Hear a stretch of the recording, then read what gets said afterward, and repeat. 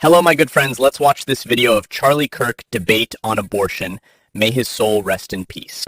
Hold on a second. You're saying if the baby's already dead, then it isn't even an abortion, right? Then you're talking about a removal of a carcass, which is a completely different medical operation. So you're saying that's okay if you're having... If you're if you're removing a carcass of a baby, that is not an abortion. By definition, it's the same process. No, it's completely different. During an abortion, they actually inject the spinal fluid with cyanide poisoning as the baby squirms and tries to find its mother, and it is gasping for air of life. Have you ever watched an abortion? It is Have one you? of the... Yeah, actually I have. And I encourage every human being to watch one to know what you are fighting against. Because when you see abortion, you will have your life will be changed. That we allow the massacre of 1.5 million babies a year under the guise of woman reproductive health. We are allowing babies every single year to just say, you know, we're going to discard them. Why? Oh, they're smaller. They're not humans. You're using dehumanizing language saying, oh, it's an embryo. No, that's a baby made in the image of God, deserving of protection. What do you do with those children once they're born into a bad household? So now we've transitioned to, like, what do you do with the kids? Right. Glad we're past the other part of the argument, okay? What do you do with them? You know there's twice as many people on the adoption waiting list than there are abortions every single year? And they're still on the list. So you want to send a child into an orphanage? Well, is that what you want for a child? Is that a good life for a child? No, I'm not advocating that. In fact, I'm advocating to make it easier to be able to adopt, number one. Number two, there's no such thing as an unwanted child. Number three, it is never right to justify the mass elimination or termination of people under the guise of saying they're unwanted. That's how we get Auschwitz. That's how we get the greatest horrors of the 20th century. Those people are unwanted. So you're comparing abortion to the Holocaust? Absolutely, I am. In fact, it's worse. It's worse. It's really not. I don't think it is. 45 million babies. It's nearly 8 times worse than the Holocaust. What's the moral difference between a small baby in the womb and a grown Jew who was killed at Auschwitz? What's the moral difference? One is older? Is a person?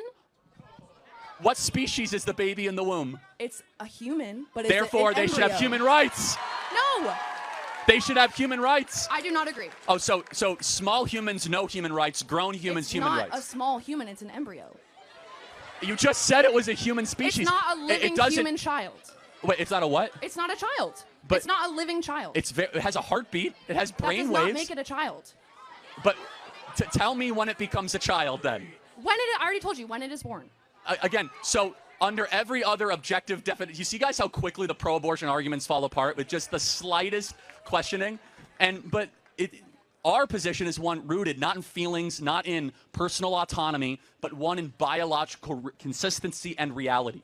That your life had an agreed-upon starting point, that starting point should be protected and preserved. And the excuses given for abortion is dehumanization. Oh, it's just an embryo. Guys, that's just using different language to justify the massacre of something smaller than you. That's all that it is. So here are the big objections. Size. It's smaller than me, then I should be able to get rid of it. I'm 6'5". Should I be able to murder people smaller than me? Of course not. You don't believe that. Level of development. Oh, it's not as progressed as, this is your argument. It's not as progressed as we are, therefore we have rights over it. So my 10-month-old baby, why should I not be able to eliminate my 10-month-old baby? I have another question for you.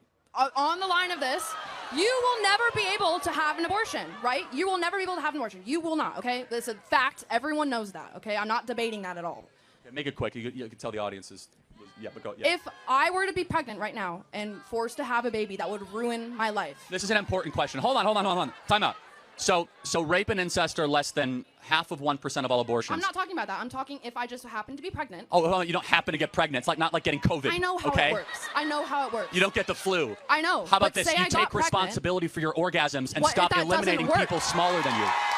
So you're saying I should carry a baby and ruin my collegiate life? How about this? Instead of saying ruin, first of all, babies are a blessing. Stop talking at them as if they're some sort of annoyance. I will have to drop out of college. Number two, if you play certain games, you win certain prizes. If you're going to go have sex... So you're saying I should drop out of college to support my child instead of supporting my life? I'm saying if you're going to engage in coitus, in the practice of having children, you might end up with a baby. So know that. And guess what? You don't need to have sex before you get married. It's not like showering. It's not like eating. Are you married? Yes, with 2 beautiful children. Wow, good for you. I could tell you're not married. Yeah. Throughout this debate, I think the lady is just going to school to just say she educated. Anyways, subscribe.